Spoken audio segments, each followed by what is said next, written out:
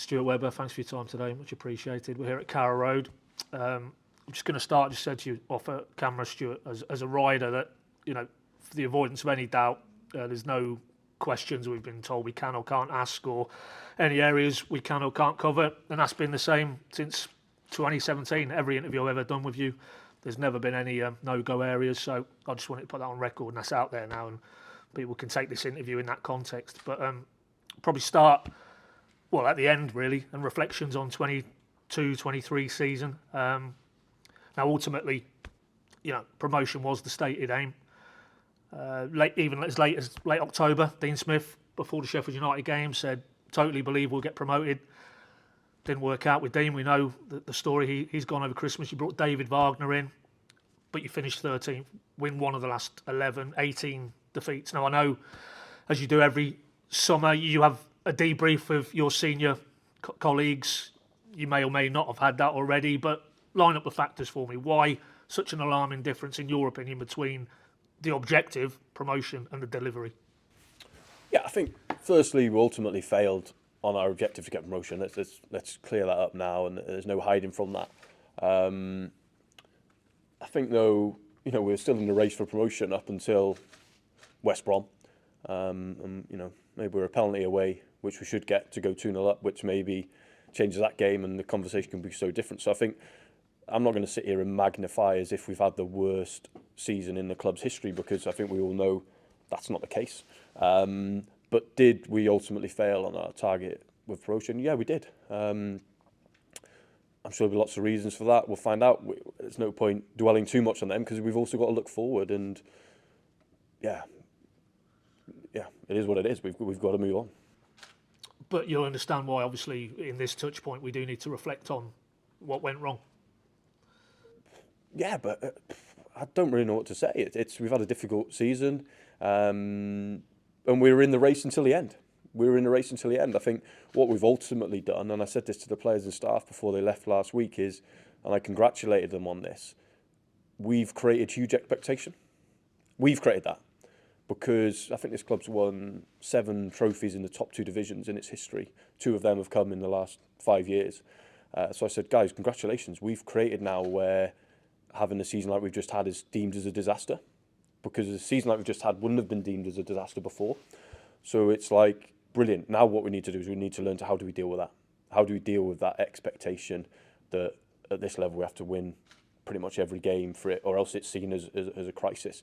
But I said that's a really good thing for us, because we spoke at the start of this journey around how do we make this club bigger? How do we make it look and feel like a Premier League club, whether that's infrastructure, which we've done, whether that's results on the pitch, which we've done, whether that's academy productivity, which we've done. So now the next bit for us is, right, how do we learn to deal with that? Because we've not dealt with that well enough this year, even when we were doing well. We've been top of the league at times, we've been second in the league, we spent over 100 days in the top 6. Coventry spent 19, for example. So it's we've got to learn and deal with, even being 5th isn't good enough. Brilliant, great. That we've created that. So let's embrace that. How do we move forward and make sure that the type of player we recruit can deal with that. The type of staff member that we have and develop, right? How do we deal with that? So that's what's key for us. And part of that moving forward, and referring it back to not just this season, but maybe the season prior, is Carrow Road and the results at Carrow Road, the last 2 seasons especially. Different head coaches, some different players within the group, but just on the Carrow Road element, is there any unique factors in play for you why it's seemingly a struggle to perform in front of the home fans? No, I don't think so. I think it's it's become more difficult to play at home, but that's because of us. We haven't done well enough here. So we need to perform better. We need to win more games at home to make it a better place. Listen, we know, because all the conversations with the supporters groups and etc. It's never going to be like Hillsborough last night. Let's not kid ourselves. It never has been, or not in my time of watching Norwich. And when I talk to lots of fans, they say the same. So it's, I don't think anyone's ever gone, oh, Norwich is a cauldron and a difficult place to go for away teams, because it never has been. And we're not going to just flick that switch. That's not going to, bringing in a drum isn't going to suddenly go, oh wow, what an amazing place for us to play and what a terrible place it is for opposition to play. So we have to find different ways of doing that, and that has to be, that's on us. That's on us as the people who work in the club to make sure we perform at home. We can't be relying on, supporters making it easy or hard for us to play here. It's never the supporters' fault. That's on us. Likewise, if we win away from home, we haven't won away from home because there's no Norwich fans there, or 500 in the away end at Swansea. So we didn't win there because the Norwich fans made us win the game. We won there because we won the game. That was down to us. So win, lose or draw, that has to be on us. Of course, would we all prefer, I'm sure yourselves as well, doing your jobs, a more positive vibe at Carrow? Well, yeah, of course. I don't think any fan, and it shows that, down to single figures of season tickets available, under 100 left for hospitality. So it definitely shows that the people here want this club to do well, because why would they come if it's an expensive season ticket at Norwich, right? So, I'm sure if you didn't like it that much, you could definitely find something else to do on a Saturday afternoon. So that shows that everyone's behind it and wants it to do well. But we have to be the ones who set the tone for that. That's on us, not anyone else.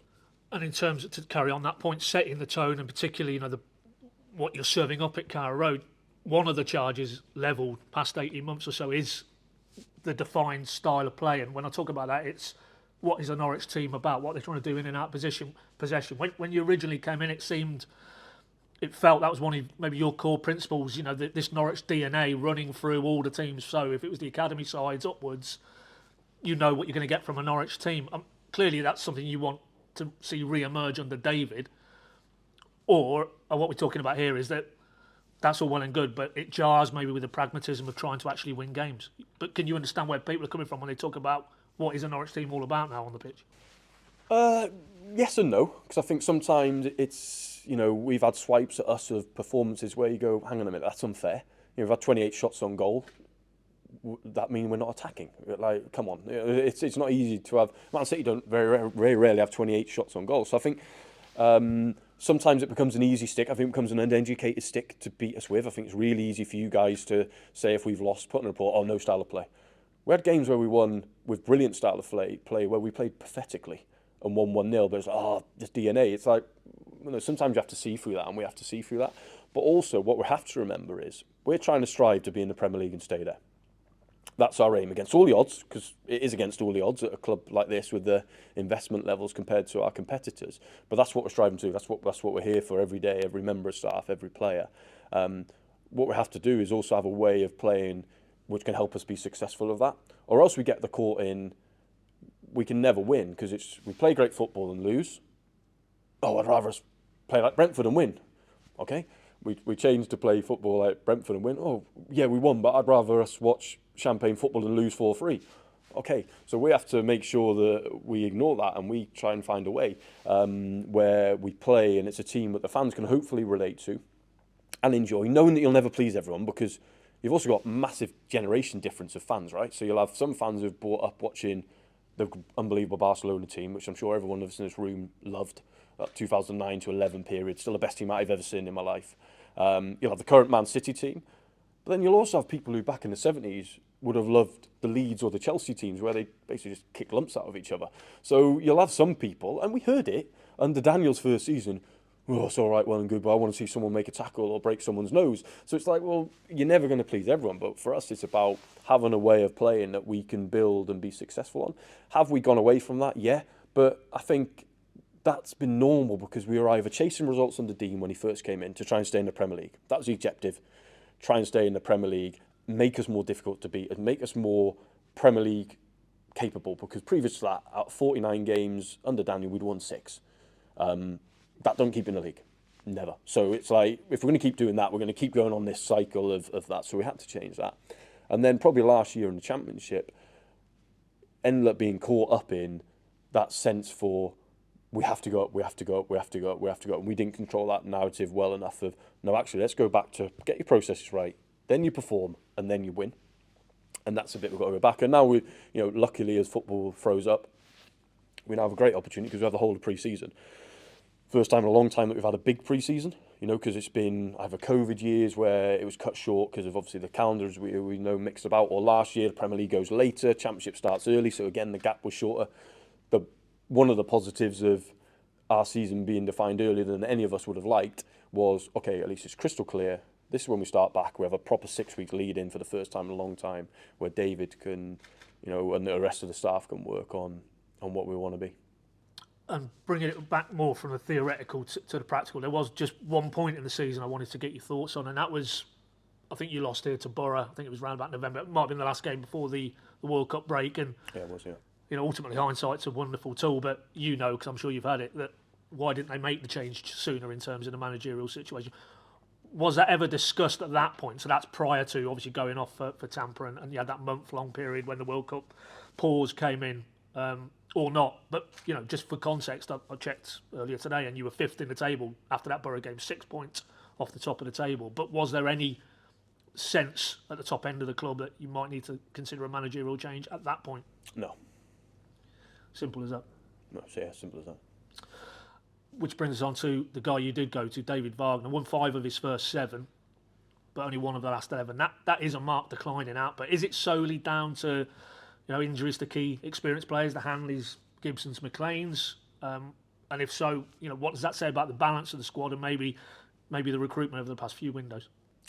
Well, I think I challenge any club in the world football to lose 4 senior players because you missed Kieran Dowell out of that, and expect to perform at the same level when they had all 4 senior players. Look at Liverpool's form at the start of this year when they had big players out. They're struggling. It's like, and Jurgen Klopp, bless him, was saying in every press conference, well, what do you expect? We've got 4 best players missing. It becomes harder. So, and I think as well, I think it's like playing Football Manager. If everyone expects us to have 4 top senior centre-backs, 4 top senior wingers, 4 top centre midfield players, you're living on a computer game. You're 21 years old living in some fantasy that's what you do. It's like when you're running an organisation and a business like this, guess what? These players cost a lot of money and it's not hard. So you can't go, well, have the 4th most experienced centre-half on 1,000 a week. Do you know what you get for 1,000 a week? Probably a Kings Lynn player. Great respect to Kings Lynn players. So I think it's, for people to overlook that and almost, it's just an excuse, is I'm never going to change their mind today, so I'm not even going to try. If people can't see the damage that them injuries do to any team in the world, take Man City now. Man City got a Champions League final coming up. Take out Haaland, De Bruyne, John Stones, and say the keeper. 4 of their best players, you could argue. Tell you what, Inter Milan go, we are fancy this, because there is a drop-off between Haaland and Alcaraz. There is a drop-off between De Bruyne and Mahrez. That's a fact, and that's at the world-class level. So I think anyone who can't see that, they're either trying to get on side with a popularity contest, using it as just an easy stick to beat us with, or quite frankly, are completely uneducated on football. Understood. Take you back to an interview you did with the training ground guru February this year, where you said, I'll quote, "You don't pay money to go and listen to someone like me talking about long-term plans. You want results and a team you can enjoy watching." So by that measure, your measure, do you accept that you haven't delivered that for the last 2 seasons? Yeah, absolutely. And as you said at the start, I'm never afraid of standing up and taking account. People in my role don't talk, and you'll probably have that one day. I'll be gone from here and you'll be like, oh, can we talk? And they'll be like, no, he doesn't do interviews. And all of a sudden it'll be like, oh, you know what, at least the old fella used to stand up and front some stuff up. But no, we haven't delivered on that fact, and we're trying to find a way to do that. But also, I'm not going to sit here for the benefit of all of our staff and players who work incredibly hard to make this football club the best it's be, and act as if everything we've done has also gone wrong, because that is not a fact. The fact of the matter is this football club has continued to grow even in the last 2 years. So yeah, have we reached our ultimate aim, which was to get back to the Premier League? Well, no, we haven't. Our ultimate aim is staying in the Premier League, but I think everyone can hopefully see to stay in the Premier League is incredibly difficult unless you have huge financial help. But look at Southampton; they've got 3 points more than what we had last year. They spent 143 million net. It's like our record signing is still Tim Closer. It's like, so like what we're doing, we talk about Brighton and Brentford, quite right, they've done brilliant, but Brighton owners over 700 million investment now. Brentford's over 150 in the last 3 years, and that's the latest accounts. It's going to be more. So it's like, people have got to see that we're also trying to achieve what we're trying to achieve against a backdrop which isn't just as simple as, oh, should have done this, should have done that. Hindsight's wonderful. We were close this year. We finished 6 points off of the playoffs. So it's not like we're sat here going, oh, we were 25 points off, the worst club we've ever seen. Was it good enough? Absolutely not. Bang, there's your headline. Absolutely not. But the fact of the matter is, internally, am I going to sit here and beat up all of our staff and players who've done some incredible work for this club? No. Have we built stronger blocks to make us even stronger next year as an organisation? Yeah, because we've got 300 staff, 1,000 if you include casuals. Thriving academy. It's like there's a lot of good work going on, and I'm not going to sit here and, I'll protect all of them people because I know what's going on. To be fair, I was going to come back to you on the academy point. There was a stat I think produced there towards the end of the season that under 20s minutes in terms of EFL clubs, you're right up there. I think you're probably in the top 4th or 5th. Yeah. So on the academy point, I mean, is the pipeline, do you feel, as strong as the Aarons, Lewis, Godfrey, etc. cohort, or is that unfair because that was a group who almost came through ready-made to go and affect it at the top end of the championship? Where do you think you are now? Those minutes suggest that that's still functioning very well, but where do you feel you are in terms of the next iteration of your academy players? Yeah, I mean, we think it's stronger than ever. Andrew. We've got Andrew Omobomadeli. We turned down an offer in January for him, which was bigger than what we sold Ben Godfrey for. So that's where the level of him at. So we've seen the emergence of Liam Gibbs. Liam Gibbs this year. John Rowe has been really unfortunate with his injuries, bless him, and I think that's been a real kick in the teeth for him this year and for us because I think he's an exciting player. But then we've had Abu Kamara make his debut this year. He's an exciting player, still got a lot to do, but exciting. Brad Hills, Jayden Warner have been on the bench, so it's just. Well, it's stronger than ever been. In my time here, the last 6 years, 24% of our minutes have been played by academy players over the 6 years, which is a hell of a lot for any football club. But that's a lot where our starting point was, And if we look at the infrastructure at Lotus Training Set, that you're lucky to go there at least twice a week to do your interviews with David, you can see that what that place looked like to what it was. We've now got an academy which is, the envy of most clubs in the country. There's a reason why big clubs from all around the world come and visit our academy and see how are you doing this and how's it happening. And we're super proud of the work from all of our staff there. We're super proud of the players who come in and deal with what it's like to play now for a big club. So it's great and it's exciting what we've got more coming on. Jay Marshall, who's our head of recruitment for the academy, keeps plucking these players from, I don't know how he does it, but he keeps plucking them. We've got more international players in our academy age groups than we've ever had in the history of the club. So that's one of the areas where that growth has been outstanding. I was going to ask you about, because wherever you stand in terms of this football club, somebody's trying to get in. Someone's trying to break in here. It's not Dean Smith, is it? It's Nelson Oliveira.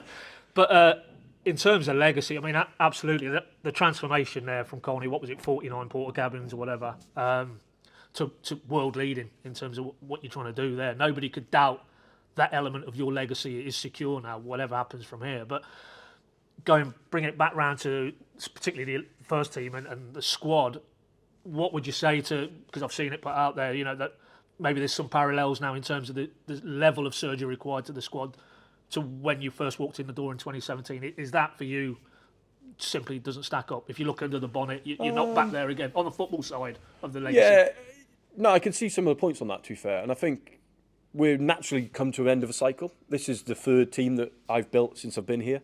So the cycle of this has ended. If we look at Michael McGovern, Sam Byram, Kieran Dowell, Timu, leaving, Tim Krul not leaving, but, maybe losing his status as being number one, and you guys know what a key part of this club has been for the last 5 years in terms of on-pitch performance, but obviously the big personality which he brings to it. So I think there's naturally going to be more work done this year than other years. I think there's a need for that. One of my regrets or learnings from last summer was probably should have done a couple more and freshened up a little bit just to bring more an energy of ones who maybe hadn't have been beaten up with what happened the year before. So we definitely need to change that, and it's a bit like the Ashley Barnes signing. The reason we've gone for Ashley Barnes, and we'll go for probably at least a couple more of a similar ilk in terms of experience, is we've lost a lot of experience out of our dressing room. If we take Grant Hanley, we've lost him really. I know he's in the club, but he can't help, unfortunately, for quite a while. So it's super important that we bring in some big characters, experienced characters. Because when we look at then our talents of young players, you've got Angus, still a young talent. I know he's 27, but in terms of goalkeeper-wise, he's young in terms of experience played. He's young. Max, young. Barley Mumba, young.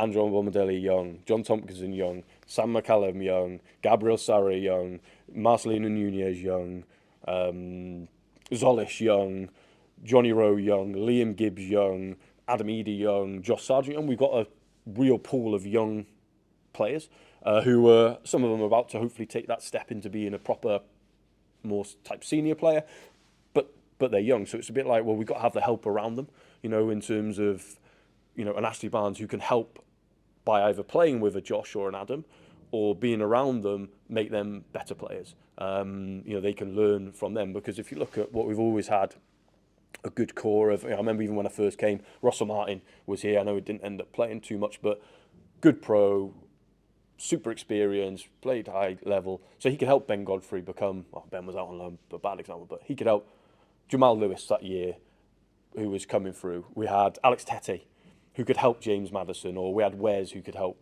James. Then the next year we had a Jordan Rhodes, who could help Dennis Sobreni or whatever. We had Grant Hanley, who could help Max Aarons next to him. We had Tim Krul, who could help. So it's a bit like, some of our players have become that. So we've had Ben Gibson, since he's been here now, has come up into being one of them guys who can really help the others. Obviously Grant and Kenny, but obviously Grant's injury.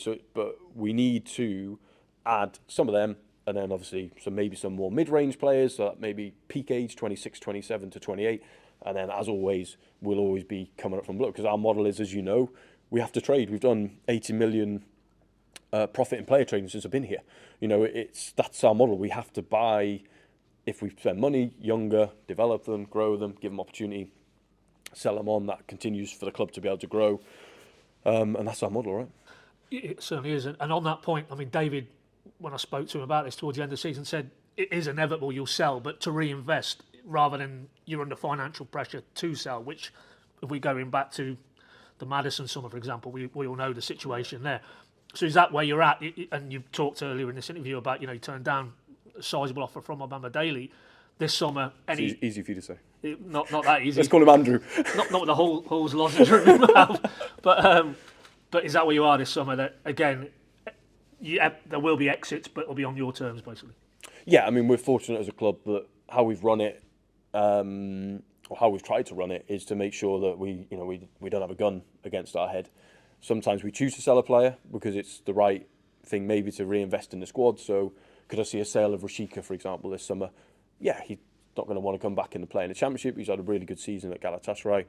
There's interest, so and that might be a sale. Well, actually, this really suits us because it helps us not necessarily re-spend in the squad, but it might attribute to wages for a loan player, or it might be actually we can do a bit more infrastructure. It might mean we can keep it in the bank for next year or whatever. Because it's not always a case of, right, sell something for 10, we're going to spend 10. That's not our model of our club, because we have to also be ready for a rainy day or for a difficult period. But yeah, I think the key for us is we don't have to sell.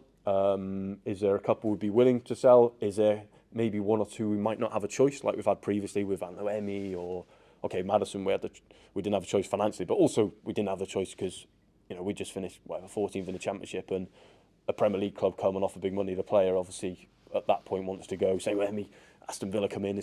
Yeah, of course he's going to go to Aston Villa. Why? He's going to want to force that through. So I think it's them scenarios can happen, but at least we're not sat there financially. We can try and get the best value for us, which is important. Just want to put one name to you, and is it a scenario that it feels like it might come to pass, and that's Max Aarons, because we know contractually he's coming into the final 12 months. Could, for all parties, it be the right time, do you feel, this summer for Max? Yeah, I mean, listen, Max he's one of our own, right? So he's a player that, or a person that I have a very, very strong relationship with, because I remember having to bollock him in my office as a little 17-year-old, through to being there when he's lost someone very close to him in his family. So it becomes, people probably on the outside will have this perception that they're not humans and we don't have these tight relationships. We have very tight relationships, but Max needs to go. He needs to go. He's outgrown us. We can't help him anymore. And I hope he gets the move that I think he deserves. I think he's been really unlucky not to have got a move by now. I think probably COVID didn't help because, maybe club's finances dropped a little bit. I think the same happened with Todd. I thought Todd, after that first Premier League season, deserved a move. And I think if COVID hadn't have happened, he probably would have got one. But no offers came because I think everyone was like, hang on a minute, we're in a world pandemic. We don't know when this is going to end. And spending transfer fees wasn't necessarily people's priority at that point for the type of club who'd maybe sign a Todd or a Max. So I think for Max, I think we're also relaxed on it, because if we still have Max next year, what a great player to have, what a great guy to have. And if he even left then in a year on a free, we're super relaxed, because, you know, the club bought him for 10 grand from Luton, well, be approaching 10 years ago soon. Maybe doesn't want a testimonial, but around 10 years ago. And, you know, we would have got well and truly our money's worth for him, you know. But on the business side, and what I truly believe is right for Max, and then probably what's right for the team as well, having a bit of freshen up, then I think if the right offer came this summer, I think it could be really good for all parties. Okay, thanks for clarifying that. Just a hypothetical one as it stands at the minute, but do you still retain the sell-on clause in the Maddison original deal? Yeah. Yeah. So obviously, if he was hypothetically to move on this summer, then Yep. You're a happy man. Well, it depends how much. What about the South American arm? Just ask you about that in general terms. You know, is there an expectation you can go again in that territory this window? Because we know the groundwork you put in there, and of course, Sara and Nunes produced there last summer. Yeah, I mean, again, for our club, it's been a huge step for us. You know, like if I would have sat here speaking to you on the first interview and who would have said, you know, in 6 years we'll sign 2 players direct from South America, I probably would have laughed and gone, I don't know how we're going to do that. But I think that's where we've managed to build our infrastructure. And I think we've got the results of that. I think, you know, the interest we've got at the minute in Sara is big from big clubs, because I think everyone's worked out, okay, this is a top player, this is a proper player. I'm pretty sure we'll have a good chance of keeping him this summer.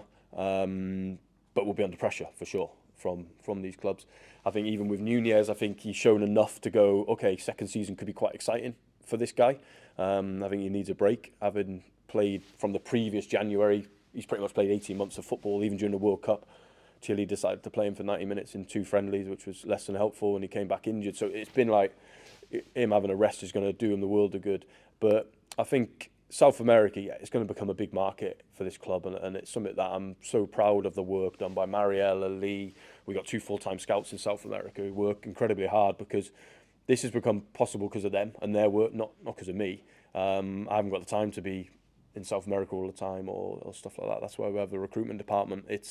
But the work they've done, the bravery they've shown, and fair play to Dean Smith as well, you know, in terms of last summer when Lee is presenting the 2 boys, Marcelino and Gabby, to us, you know, would have been very easy for Dean to go, I'd rather us take a safer option and go and get an established championship player. But he saw the bigger picture for the club in terms of, we need to recruit and have a player that with potential asset value for us, but also if we can get one right from that market, my God, it can open up that market to us big time. And that's what it's done. You know, we've got, you know, through the good work from the comms and marketing now, we have, you know, Portuguese Twitter feeds and stuff like that. So we're trying to really grow our brand out there, and not from a point of view of we're going to take Brazil and sell a load of shirts, because we understand where we are in the pecking order as a football club. But it's people knowing that in South America, Norwich could be our gateway to a big club in Europe. And that's great for us. You know, like for a club like Norwich to be able to do that is super exciting. Talking about sort of matters over the pond, I just want to touch on the Atanasios. We obviously know the situation now in terms of potentially this summer there could be more news in terms of the shareholder mix, and that changes slightly. But in this context, in terms of transfer window, does that translate into a direct revenue stream for you, the Atanasio? No. No. Not at all, no. And more broadly, I mean, I think you touched on it in January when David was unveiled. In terms of a sounding board, are you increasingly, you know, using Mark and his family and the people around him as well in terms of day to day? Yeah, I think they've been super helpful. So we've built a data and innovation department at the training ground the last sort of 18 months. And I think if we look at data, and obviously, as you know, he owns the Milwaukee Brewers baseball team. You know, they're light years ahead in how they use data compared to European sports, just because it's been culturally a thing they've done forever. A bit like we're light years ahead of how sports science and medicine. So they're coming to visit us all the time to take ideas back on that. We're going to visit them a lot around the data. So they're helping us build this data team, because to be honest, the complications of data is, I never realised you've got to have data engineers, people who are off the scale intelligent. You know, these are guys who work for NASA and stuff, and I'm like, you're too clever for me.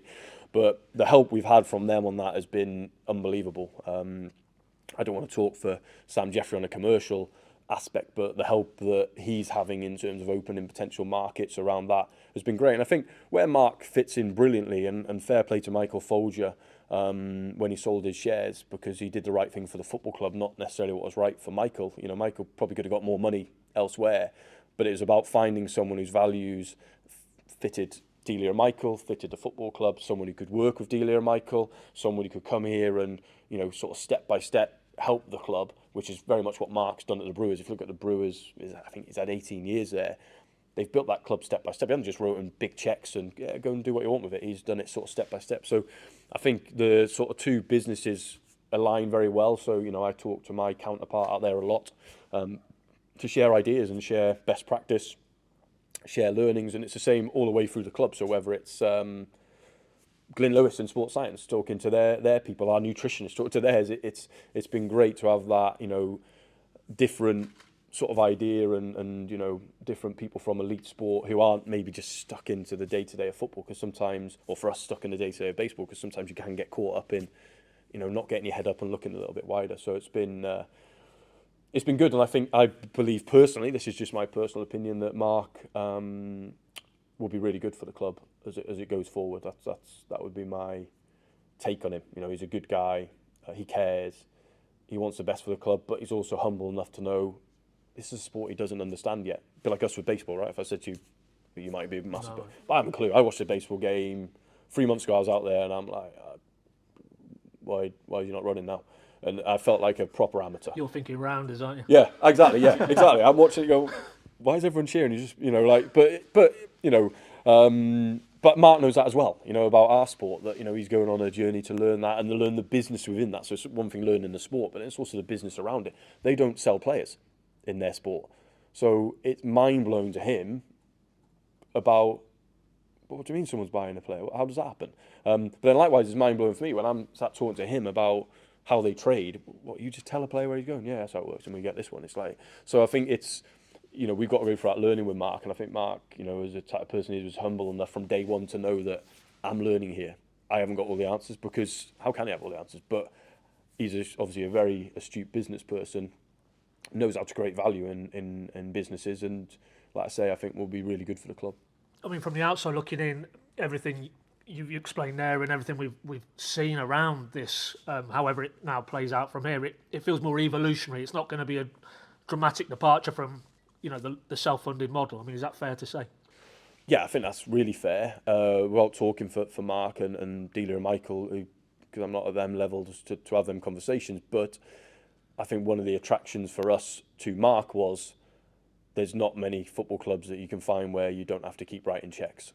You know, there isn't. So that was obviously an attraction for him, that it wasn't just coming in and pouring more money and more money and more money into a black hole. It's a business which is run, you know, as well as it sort of can be. Loads of mistakes within it, as we know, but in terms of from the outside, it was super attractive to buy Michael's shares, because you were like, oh, okay, I can get involved in something here which is actually got the ability to grow and be worth more, as opposed to just being something which I'm just going to lose money.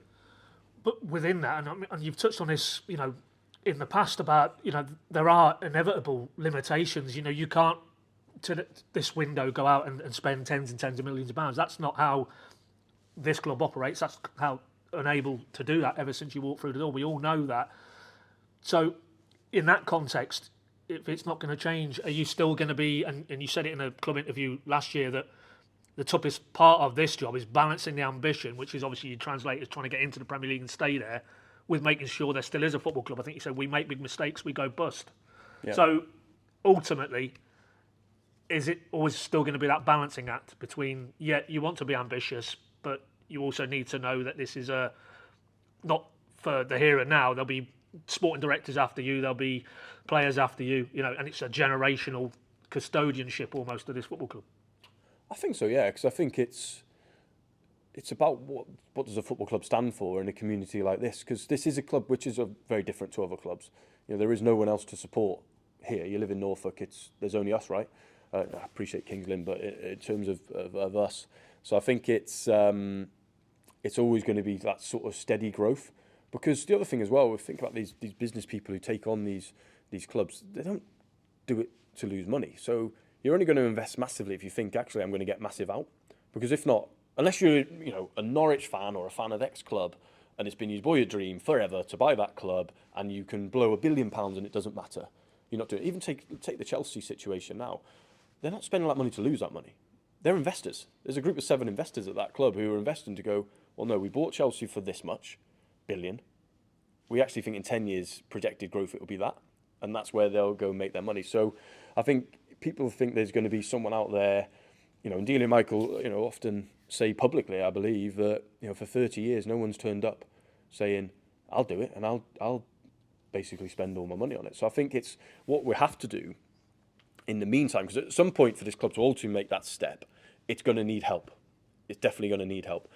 But until that day comes, what we have to do collectively, that's all the staff, players, people involved, is let's best prepare ourselves for that. So if we look at what's happened in the last 6 years, you'd go, what are some of the key things we've done? Okay, well, we've built now Community Sports Foundation, which means a new owner doesn't have to come in and build a massive community arm, which would be a demand if we didn't have it. We've built a training ground, which once the recovery hub's done, which is whatever, 4 or 5 months away, is going to be genuinely world class, probably in the top 6 or 7 in the country as a training ground. So, as an investor, right? So I don't have to go and put 50 million into that. Okay, that's quite good.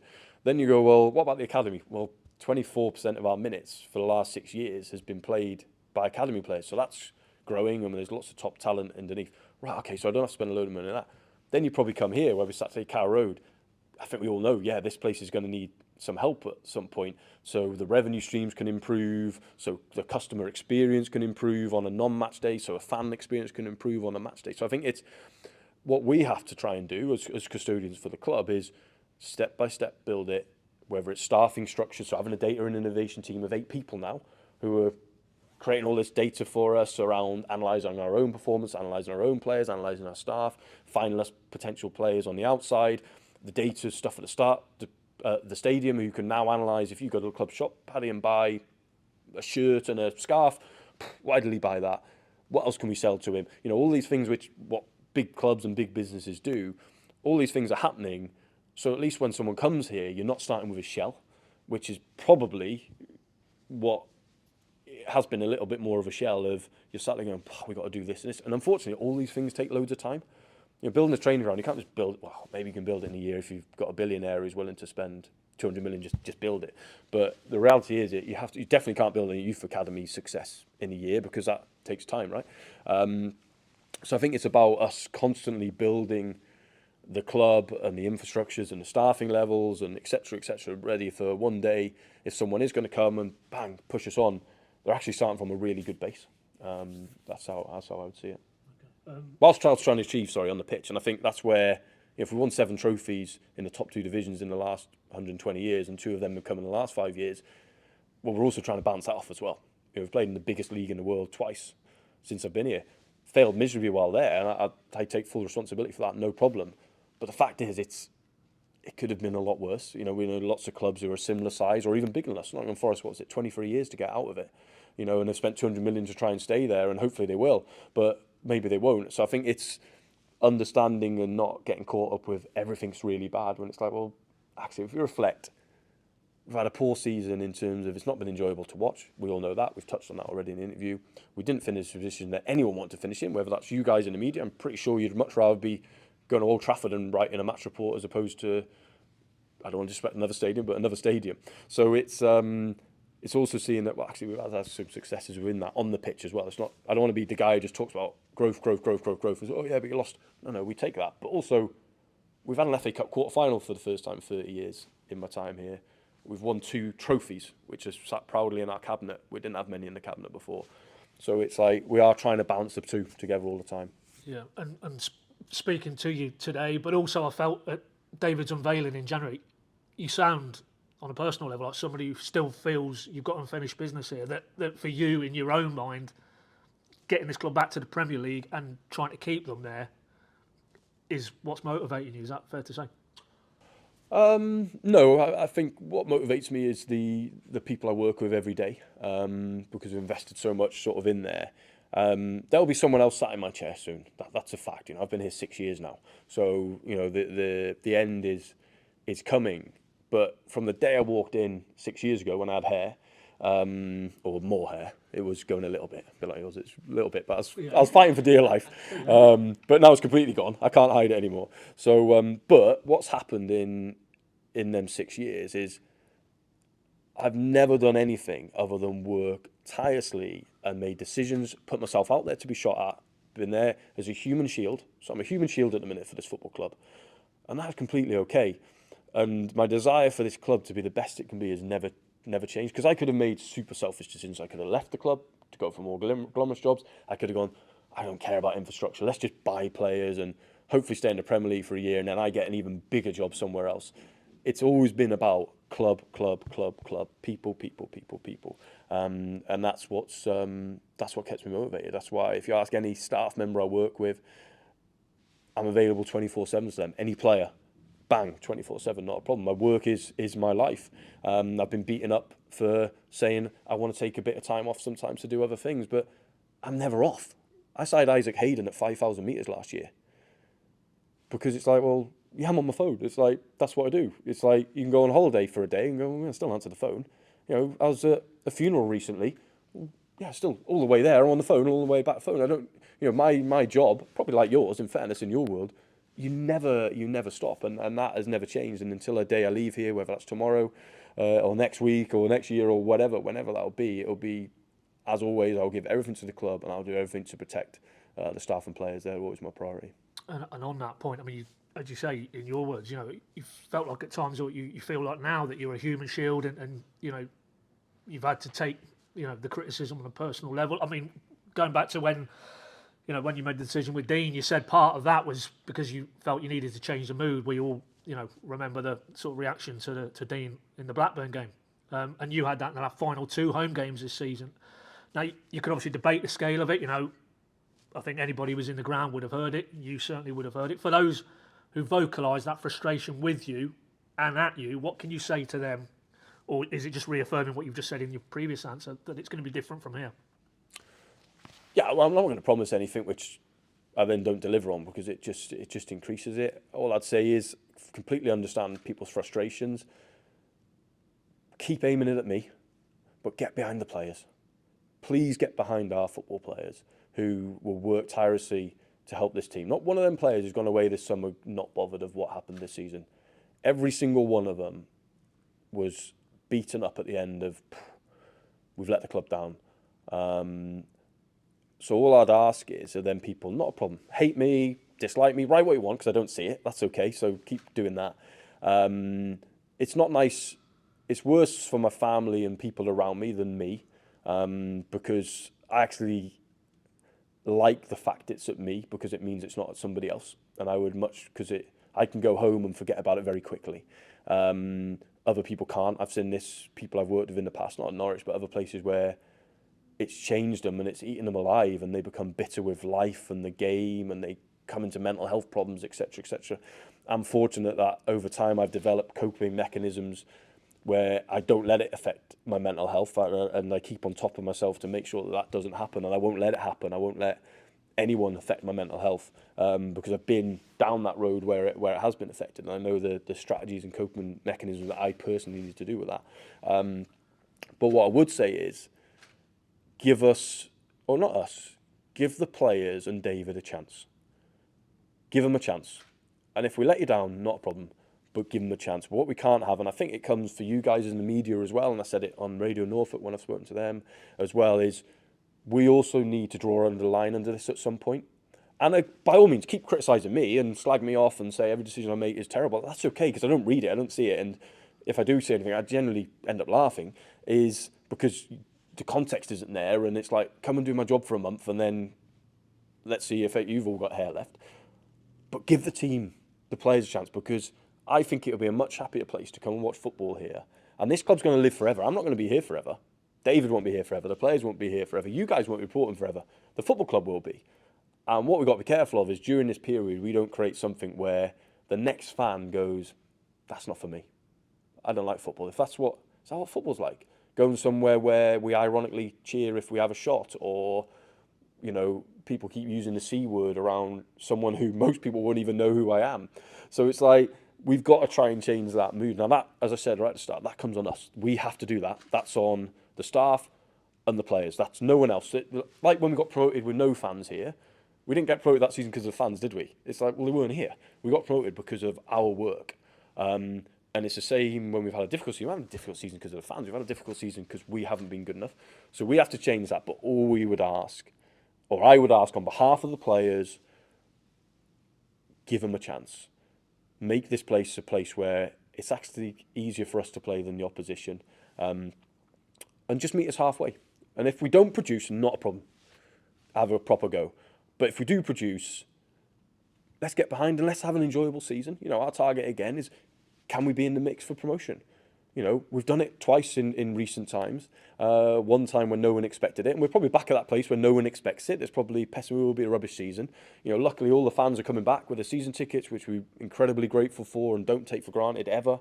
But now it's like, oh, come on, let's create a more positive place. And yeah, then if we don't deliver, we don't deliver. You know, hopefully the news coming out over the summer with signings and other club stuff will hopefully get people going, oh, there's a different narrative, there's a different change. But if we're going to continue going where we're going, and it's only going to end one way, which would be more disappointment. And I don't think anyone wins from that. I don't think fans enjoy giving up Saturday afternoon for that.